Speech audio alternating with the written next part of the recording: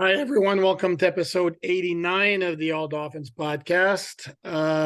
Today, with number 89, I guess we have to recognize the one player who did the most with that number, by far still an active member of the team, in charge of alumni affairs, Nat Moore.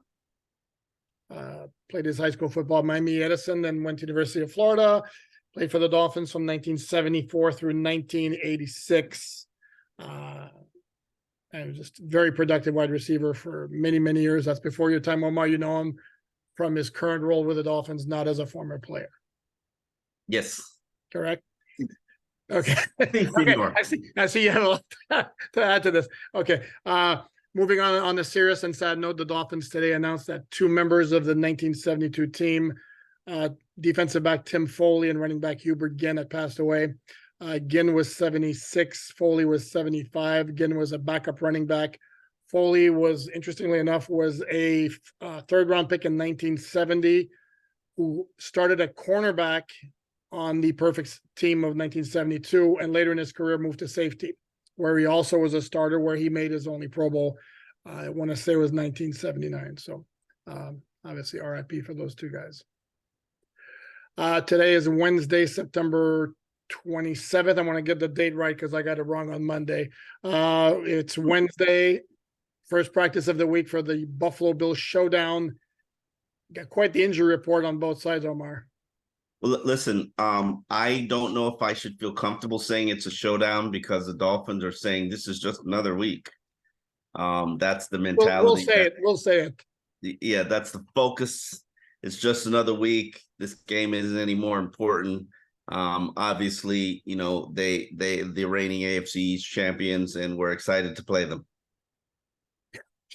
Okay, but because of course we'd expect them to say anything else, right? Yeah. But here's the thing: I kind of look at it as I did week one in LA. This is another game, partly because it's on the road, where the Dolphins win that game. A win is a lot more significant because they would create a 2-game advantage with a tiebreaker. Okay. And clearly stamp them their AFC front runners. Okay. So a win is a lot more significant than a loss would be, because if the Dolphins lose, if you use a tennis term, then Buffalo just held serve at home. Then the teams are tied at 3-1. And I don't think it's got quite the impact that a Dolphins win would have. Here's the thing, and I saw Sean McDermott's press conference where he basically said he needed some Usain Bolt guys with Usain Bolt speed to sort of practice to prepare for the Miami Dolphins. And that's great to say in hyperbole, and I'm sure he means it a little bit in jest. However, this game is significant from the standpoint you just put a 70 points and put a 50-point win on somebody. Yeah. Clearly, and I've always said this, and I said this from the beginning, clearly the NFL universe, they want to see it with their own eyes. And everybody wants to watch the Miami Dolphins play right now just to find out if they're real or if they're fake, if they're Fugazi or if they're the authentic version of a Super Bowl contender. And a victory against Buffalo would send shockwaves to the NFL universe and say, we're real, we're here to stay, and we're coming. And I think that that's the mentality and the mindset that I've seen from this team all year long.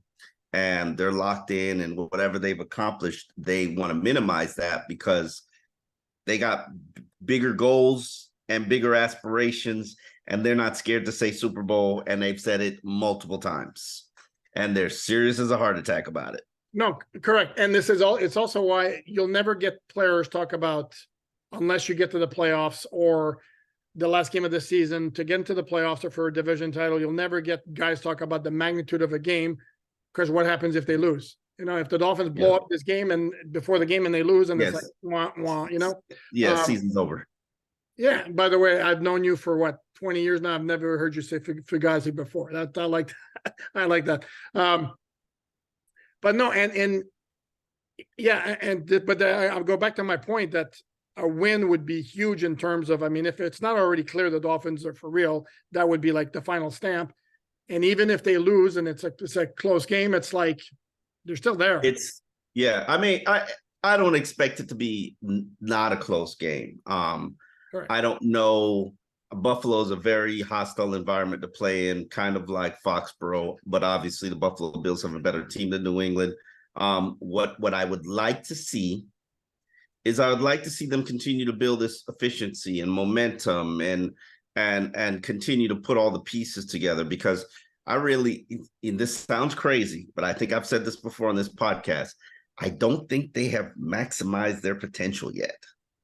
I don't think that they've reached where they can be offensively, and they damn sure haven't reached where they can be defensively. Otherwise, I was sold a bill of goods that I'm very upset about.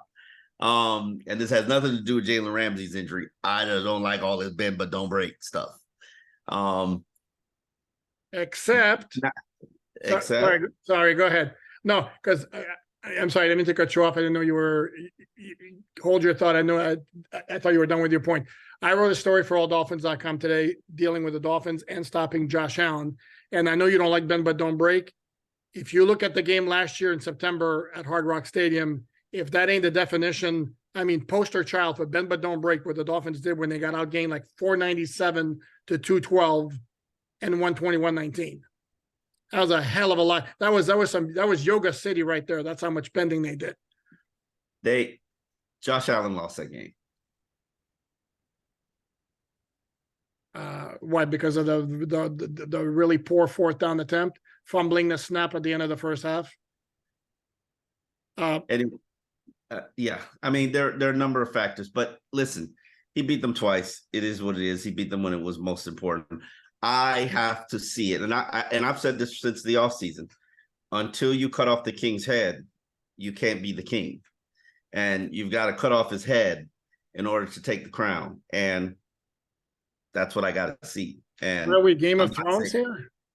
Yeah, I love Thrones. I love Game of Thrones. Game of Thrones. That's what we're doing. Like, yeah. I mean, you really got to kill the king, otherwise, and you got to kill all the other threats. If we're going to talk about Game of Thrones, if the throne is for taking, you got to kill all the other threats. And there's no, we know Kansas City's going to be there, looming, waiting, lingering. But outside of Buffalo and maybe Baltimore, are there really any other threats in the AFC? Can I give you a crazy one? A very, very, very crazy one. If you say the Chargers, I'm going to stab you. Go ahead. Wow. What's with all the violence talk? I don't think I say the Listen, Chargers. Oh, yeah, we're talking about Game of Thrones. The Chargers couldn't stop my daughter and my son from passing for 300 yards on them. No, I'm not going to say a Charger. I will give you a crazy one here. The Cleveland Browns. They are playing without Nick Chubb. Okay. Even without Nick, they are playing some absolutely sick defense. You want to talk about historic what the Dolphins are doing on offense? It's historic what the Browns are doing on defense. You realize they've given up like 450 yards in their first 3 games combined? Okay. I mean, crazy what they're doing on defense. Who have they played? They played Baltimore. No, okay. Sorry, they didn't play Baltimore. I'm sorry. They played Cincinnati at Cincinnati in week 1. Okay. They played Pittsburgh on Monday night, and then they played Tennessee. Okay. And I mean, that's respectable. And they'd be 3-0 if it wasn't for the fact that the Steelers scored 2 defensive touchdowns against them. But they are crazy good on defense. And when Deshaun Watson had a game Sunday where he looked for the first time like Texans Deshaun Watson as opposed to Cleveland Browns Deshaun Watson. Anyway, shall we tackle the injury report? Because let's go for it. Let's go for it. 5 guys did not practice. 3 of them we knew beforehand. That's Connor Williams with the groin, Jalen Phillips with the oblique, and River Craycraft with the shoulder. Teron Armstead did not practice with the back, ankle, knee. There's no reason to think there was a setback. This may have been just like precautionary, and no need to work him 3 days in a row. But I saw him in the locker room. He looks fine. He's okay. All right. And the other one is Eric Ezukama, wide receiver with a neck injury, which is a weird one because he wasn't on the injury report last week. Then he was a very weird inactive on Sunday morning. If I'm playing conspiracy theorist or weird guy, and maybe he slept wrong on Saturday morning or Sunday morning or something and gave himself a massive torticollis or something like that. You got to get a posturpedic, baby. No, yeah. It's weird. Do we think that the injury was a factor in why he wasn't active? I don't know. I always felt like Robbie Chosen was the best contributor. Maybe Uzukama would have been active over Cedric Wilson, Or both could have been active.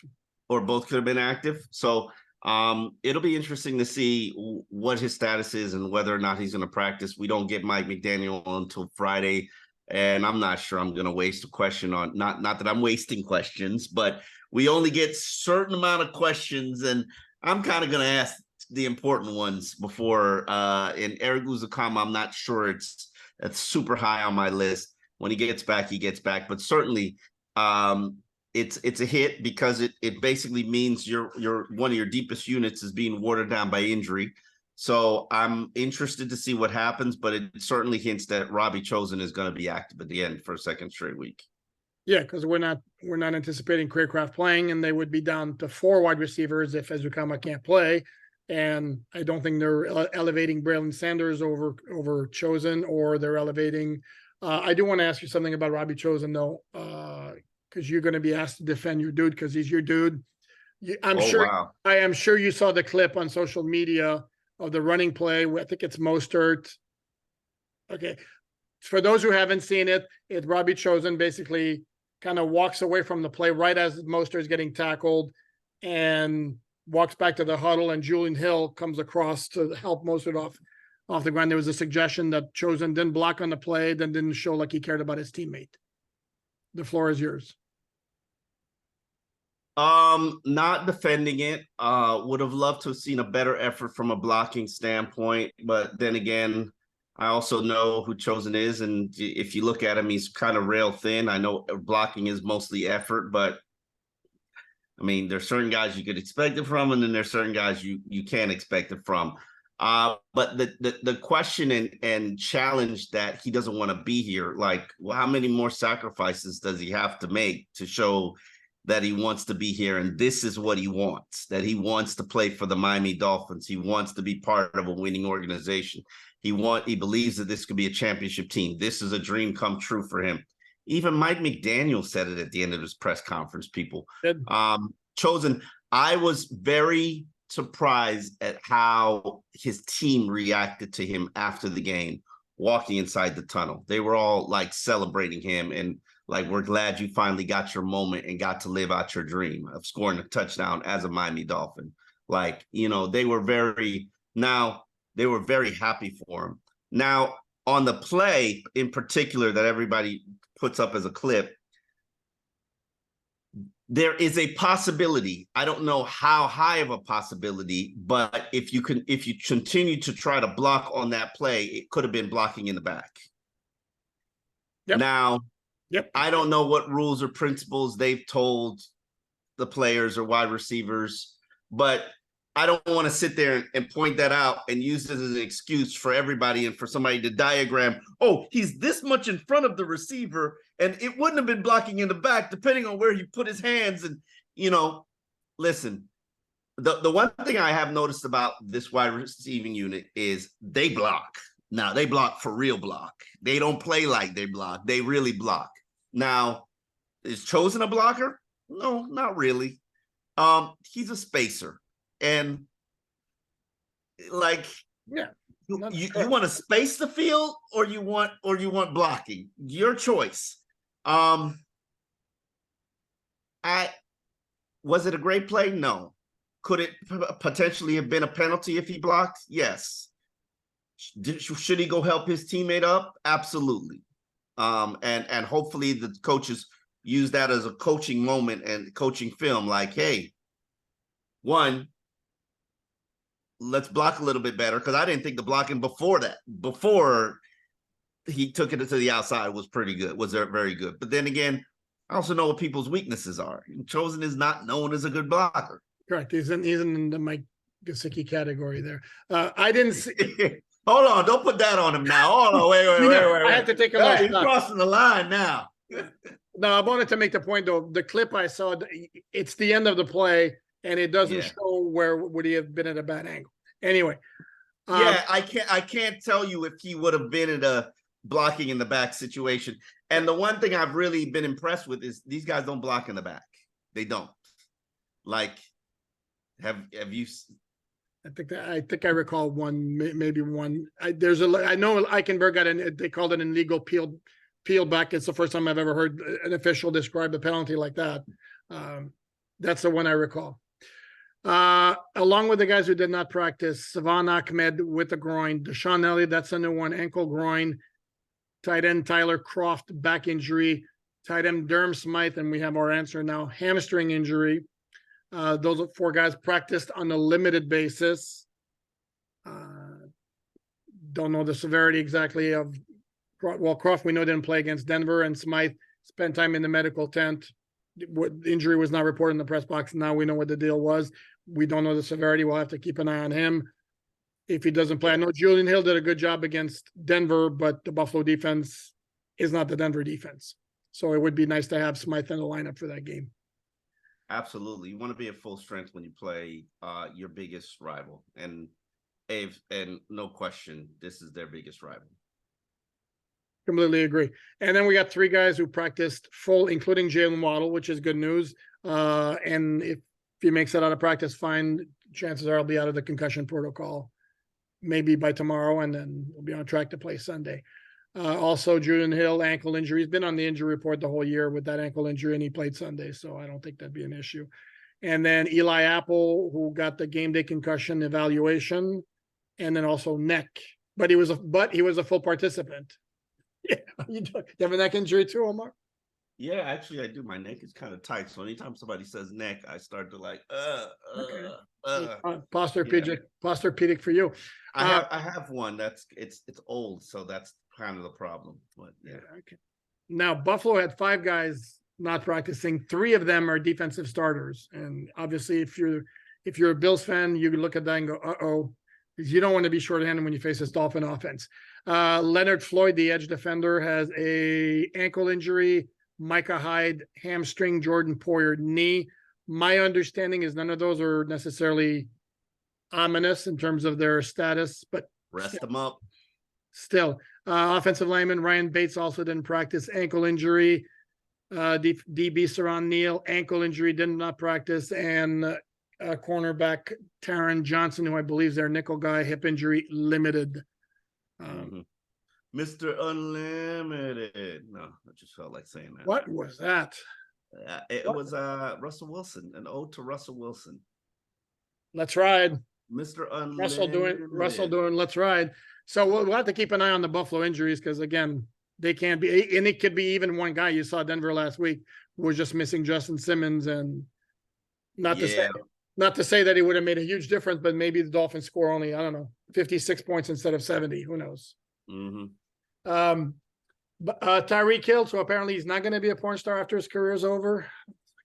Guys, we need to learn with that dude. He loves to stir it up with those crazy comments. He was talking to Mike Evans, a wide receiver from the Buccaneers, on a Twitch live thing he was doing, and then just threw out. And I don't know if you saw the clip. Mike Evans' reaction is like dead silence for a while, and he's like, "Oh, okay."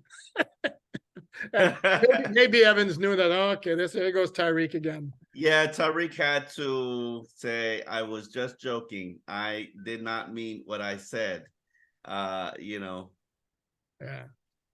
No, you got a porn star got involved in social media too, like offering her services. I'll work with her in a movie after you. Yeah, he got a ton of offers, ton of opportunities presented to him.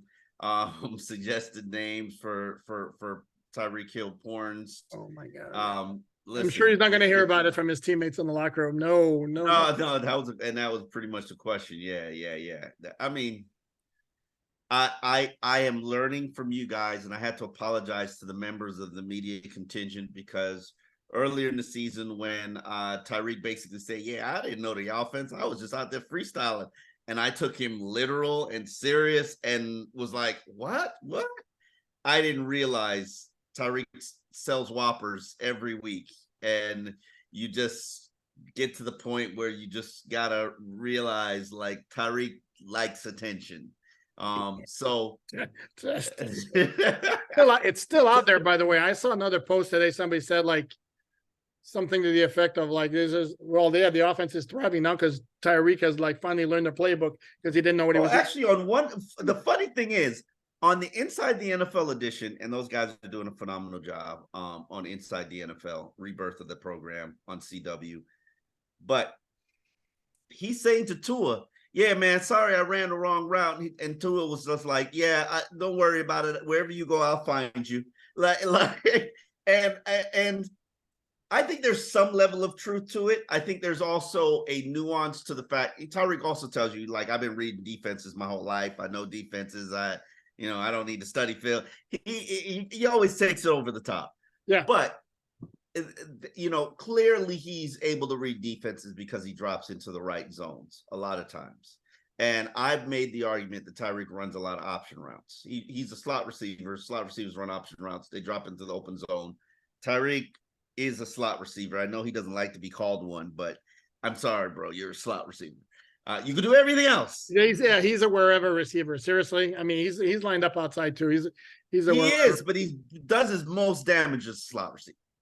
He does his most damage on the field. That's where he does his most damage. Yeah. I mean, dude, come on. It's everywhere the guy does damage. But I will grant him this and grant you this in terms of what your statement was earlier on, is that, this notion that he didn't know the playbook, please, but it certainly makes sense that he would know it even better now in his second year, because obviously the more you know, the more you're with it. And of course, but Mike McDaniel also said that, I mean, the way that the plays are, it was complicated, and a lot of guys didn't have a great mastery of it. Tua didn't even acknowledge he didn't have a great mastery of it.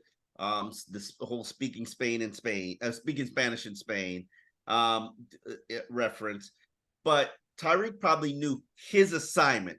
If I'm just going to paraphrase for what Tyreek was trying to say is, I knew my assignment, but now I know the whole offense and the complexity of the play and how everything impacts everything else. It makes sense. So that I will give him. The motions he talked today about, and they're CFL-ish motions. I'm not going to say it's illegal because it's not. I do think the NFL will start to either clamp down on what the Miami Dolphins are doing or either make it illegal. Why? As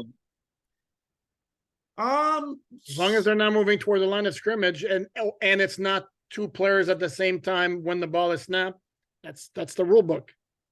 So it's just going to revolutionize the NFL then. Okay. Well, but the thing is, if you can go ahead and do it and get the play called on time and then not have like pre-snap penalties because you have issues, and then or guys motioning when they're not supposed to. It's kind of like, this is why I made the argument that it's like it's a very complicated, well-oiled machine, and right now the Dolphins are like, everything is firing great, but there are a lot of moving parts. All the cylinders are working. You're right. There are a lot of moving parts, and last year there was like little clicks here and there that weren't working. I'll tell you what, if they're going to change the rule, change that tush push, or now somebody they call them the brotherly shove or whatever. Peter Schrager on Good Morning. Good Morning. I love the tush push. The tush push. They don't like that because he says it's not Philadelphia. Now they call it the brotherly shove. But to me, it's like it's a boring play. And then somebody pointed out that on defense, you're not allowed to push one of your defenders into a pile to create backward momentum. Well, then why are you allowed to do it on offense? And this is beyond the fact that it's such a boring play. Anyway, do want to mention shout out to Devon Achane, who was named the AFC Offensive Player of the Week on Wednesday. Duh. I asked him for clarification. Oh, you did? Okay. Do we have a different one now again? No. Because I was like, we asked you when, that's how we learned how to spell his first name properly, because the league was spelling it improperly previously. And so we're like, yo, this is how you spell his name. He got it from him. And then the last name, he said Achane. And then I asked him, like, you told us Achane. And he's like, well, I'm so used to people not saying it right that I just let it slide, but it's Achane. Okay. So now he will be Devon Achane. And this is the perfect time to correct the spelling of the name or pronunciation of the name, because everybody in the nation is talking about you, and everybody in fantasy is picking you up. Oh yeah. So yeah, Achane it is.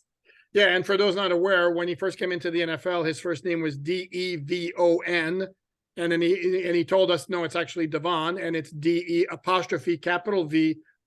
So now it's Devon Achane. He was and I wrote a column in alldolphins.com, yeah, which I would like to promote because Poupard does not agree with it, and I understand his line of thinking.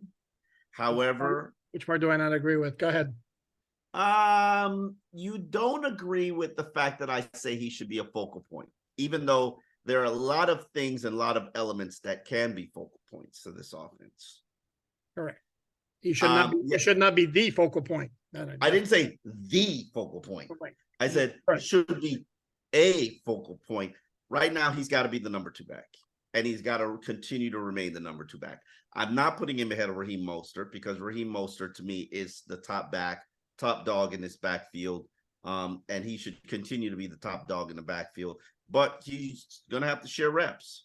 Now, the thought process was that when Jeff Wilson comes back, that job would be his.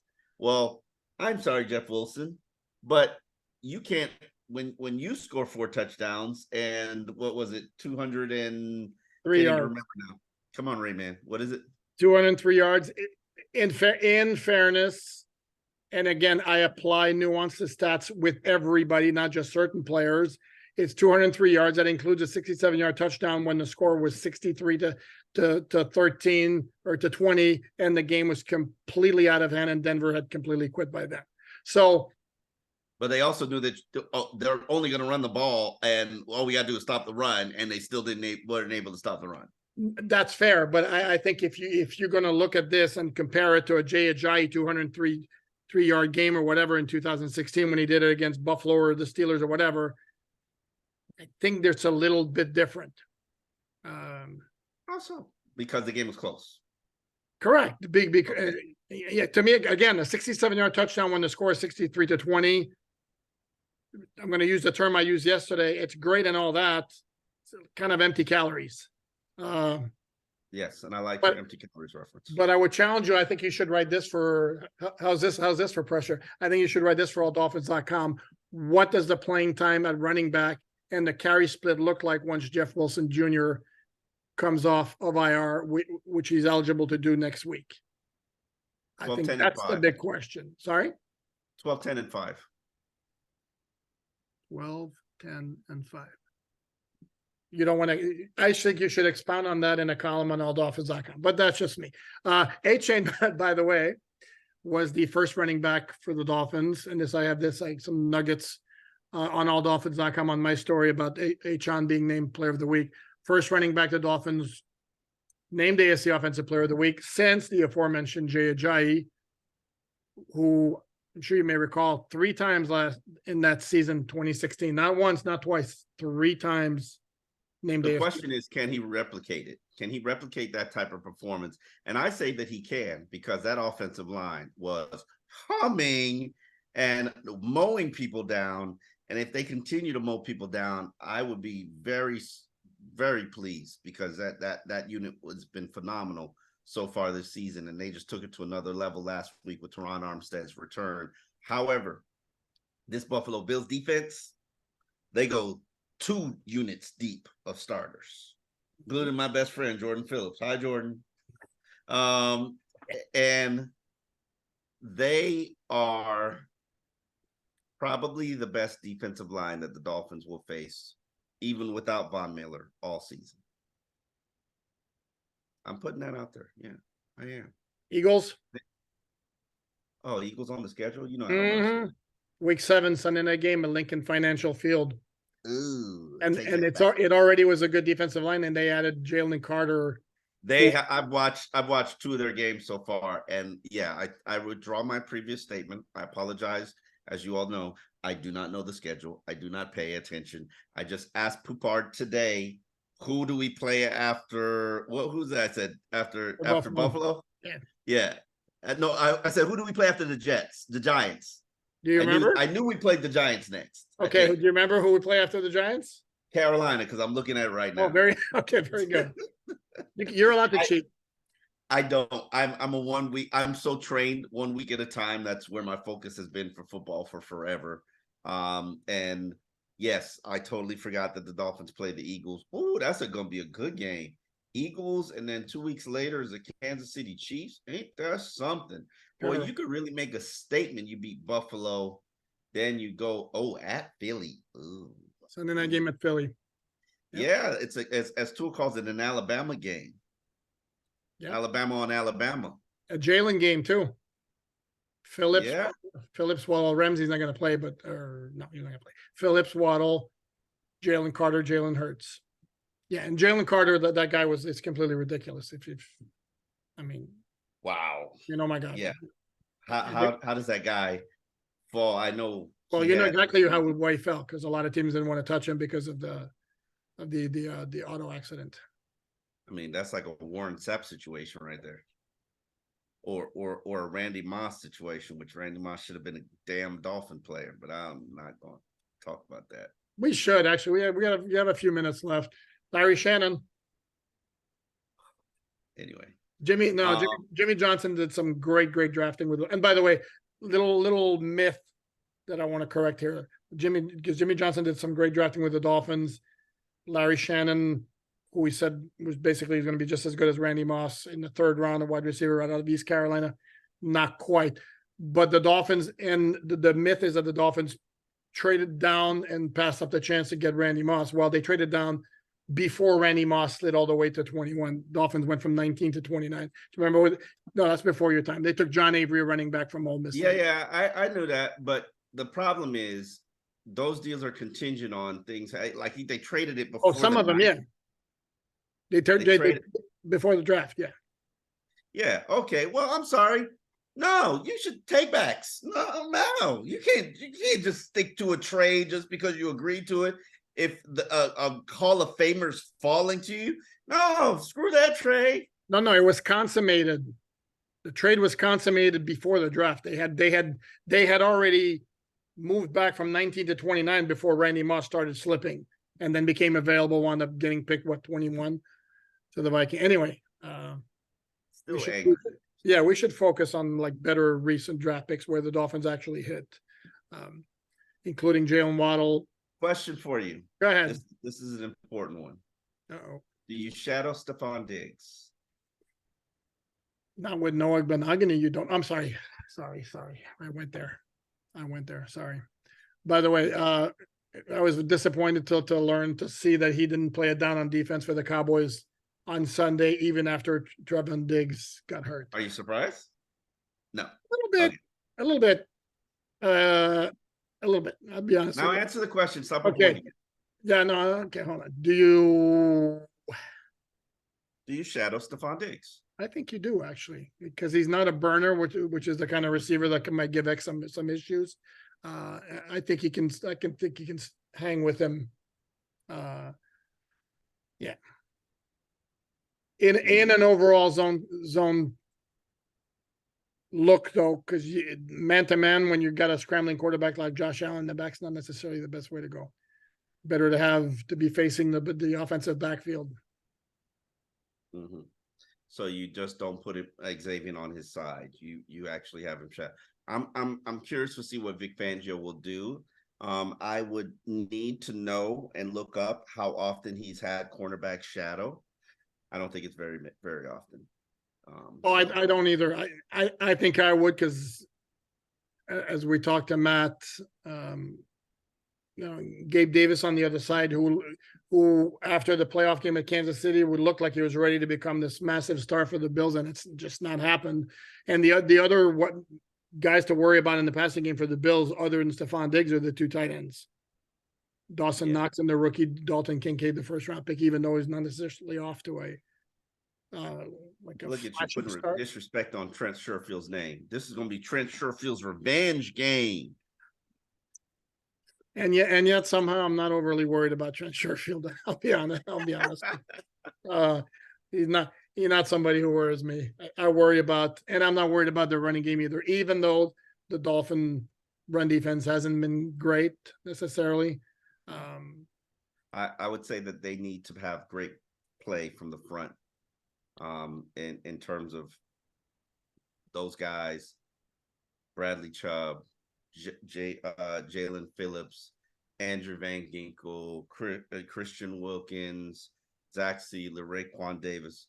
Those guys are going to have to play at their best because we all know who Allen is, Josh Allen, and he is a monster to take down. And when he starts scrambling and start improvising, he's dangerous. So you got and it allows receivers to run routes on broken plays. So you got to hit home on those penetrations, and you got to hit home on those sacks, and you got to make them one-dimensional. So this, to me, this is a game that's on the defensive line.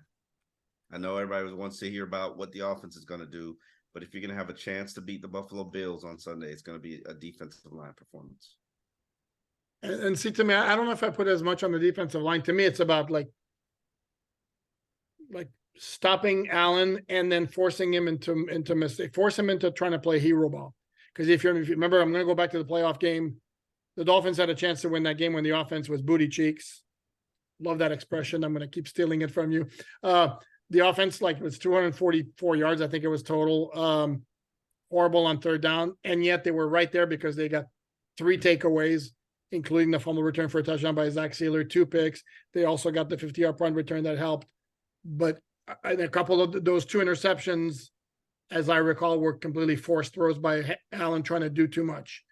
If you get him, and this is also where if the Dolphins get off to an early lead and Allen wants to make it up in one drive and all of a sudden starts forcing things, this is where it plays into the Dolphins' advantage and their best shot, to me, of beating Allen and winning that game. Mm-hmm. Well, any final thoughts, or because I'm ready to wrap it up here? Let's wrap it up. Wrap it up. Okay. First and foremost, thank you again, everyone, for watching. You can find our work here, obviously. Subscribe, download, share, tell your friends. Find our written content at alldolphins.com, including the soon to be published Omar column on what the running back rotation is going to look like when Jeff Wilson comes back. And we're also, for those who like audio podcasts, on the Fans First Sports Network under Miami Dolphins Insider. And we'll be back at it tomorrow, recap what the defensive coordinators have to say, and then provide any kind of updates, any news developments, including the injury status. So, is Jalen Waddle going to be off the concussion protocol? Stay tuned for tomorrow. In a world where Jalen Waddle plays. I'm sorry. Thanks, everyone. See you tomorrow. See you tomorrow.